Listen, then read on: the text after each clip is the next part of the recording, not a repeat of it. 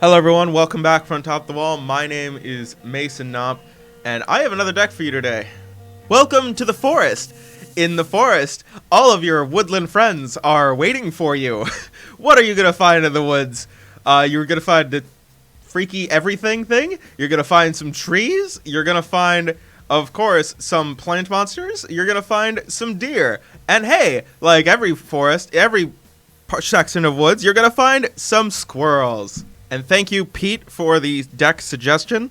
The deck's game plan, aside from being mostly TreeFolk tribal, is just basically trying to smash in your opponent's face and pump up some of your creatures, protect some of your creatures, get in a little bit of graveyard value, and try to synergize with your removal spells and get some protection spells in to deal with your opponent's control spells or removal spells. So starting up the chain, we got a 1/1 Changeling, which counts as a TreeFolk, by the way. It cannot be blocked and can't block. So it's a great target for our pump spells, and we can use our protection spells to protect it, put our miscellaneous +1/+1 counters on it, start getting in. We have Bosk Banneret, which is a great way to reduce the cost of all of our removal spells and make all of our TreeFolk stomping creatures much cheaper. The Battle Wand Oak is probably the strongest creature that we have. 3 mana for a 1/3 body. Doesn't sound great until you realize every time that we play a forest or we play a TreeFolk spell, it gets +2/+2 until end of turn. And if we just play a couple of TreeFolk at a time, like we drop 2 Changeling Outcast, end up dropping a Changeling Outcast and cast a Lignify and play a forest, now we're looking at a 7/9 creature swinging in with potentially protection spell backup, which is super exciting to just get it at your opponent on turn 4. We have Black Poplar Shaman, an awesome protection creature. Sorry. I need to get my roots wet. It can regenerate target TreeFolk, so a kind of long-term protection plan for our creatures. Difficult for our opponent to deal with unless they're using Edict effects. The Shambling Shell is a creature that can put a +1/+1 counter on one of our creatures, and we can dredge it so that way we can get some graveyard value. In the meantime, it's a body that we can keep recurring. Tilling TreeFolk is a great TreeFolk that can get value for us from the graveyard. It's a pretty good one-of in a deck that has any kind of graveyard synergy. Just getting that 3 for 1, the 2 lands and the TreeFolk is pretty decent. Bellowing Elk is our deer. It's the deer you're gonna find in the forest, and it's an unfortunate deer to find if you're our opponent, because it's a 4/2 that when we play another creature, it becomes a trampler that is also indestructible. So a 4/2 indestructible in Pauper is actually a pretty good threat and a pretty good body. The TreeFolk from Throne of Eldraine, it is a 2 for 1, meaning that we can use its adventure side to pump up one of our creatures like our Outcast, and then we can create this big body to come down later in the game when we have and found more mana. The Acorn Harvest, it is from the same cycle as Deep Analysis, so we can end up throwing out a bunch of squirrels to come and party with us in the forest. Look at how happy they are to party. They're foaming at the mouth, ready to party. We have some Lignifies, and we have some Nameless Inversions. The Nameless Inversions can pick off small creatures or pump our creatures with huge toughness to get in for that extra 3 damage and count as TreeFolk spells.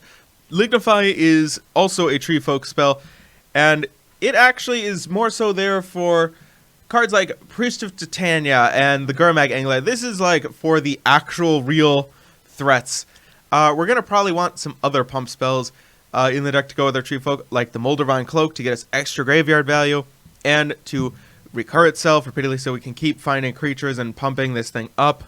The Grim Harvest is our way that we can recur creatures from our graveyard in the long game, slowly start to grind our opponent out by returning a creature to our hand and replaying it and recurring this whenever a creature dies. We have some protection spells to protect and save our creatures. We got the Ranger's Guile, just a one-of, to give our creature hexproof for 1 mana and a +1/+1, so it's both a pump and a protection spell. While Vines of Vastwood gives our creature Shroud and +4/+4 if we kick it. So for 2 mana, +4/+4 and hexproof. Not half bad. For our mana base, you see, we're rather basic with our 9 Forest and 2 Swamps. We got the 4 Jungle Hollow for fixing, and the 2 Barrenmoor in case we start to flood. The Gargari Rot Farm, will ensure us that we can make our land drops repeatedly for Grim Harvest and for the Tuvale TreeFolk. Yes. No. Toonville TreeFolk. Yes. Perfect. Nailed it. Now, real question is, what are we afraid of in this deck? Well, we don't like burn. We don't like the decks that go over the top of our head and just start shocking our face and bolting our face. I don't know why they would play shock. This is Pauper. They have access to all of the lightning bolt. Every time that we make a land drop, we gain a life. Really good in the Stompy matchups for blocking 2/2s while gaining us some life. Feed the Clan is a great way to gain a ton of life against some of those Stompy decks that might be a little on the aggro side. We also have 2 Moments of Peace to deal with the Sliver decks, some of the other aggro and mid-range decks. And for tokens, we got 3 Nausea and 1 Weed Pruner Poplar. Weed Pruner Poplar is great in the creature matchups. We can shrink one of their creatures every upkeep or pick off a small one as the game goes longer. Maltani's Decree is for Boggles. We also have Gleeful Sabotage to back it up. Gotta always pick on Affinity. There's no need for Affinity to do much of anything in the game.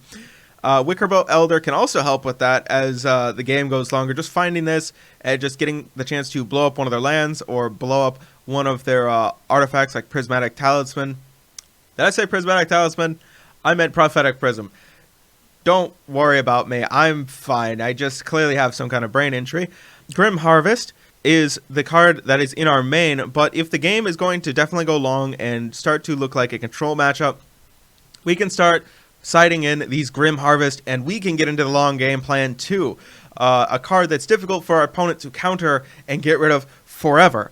Thank you for watching, and if you have a janky tribal deck that you want me to take a crack at, or maybe a theme that you would like to see made, let me know in the comments down below. This one was suggested by Pete, a longtime viewer. Thank you, Pete, for still watching after over a year and a half, 2 years. I'm not certain. Thank you, Pete. And if you want the deck list, that deck list is in the description down below at tappedout.net. It should be for the deck list and then the little link right next to it. Thank you for watching. And as always, comment in for that face touch and don't forget to tell somebody about this.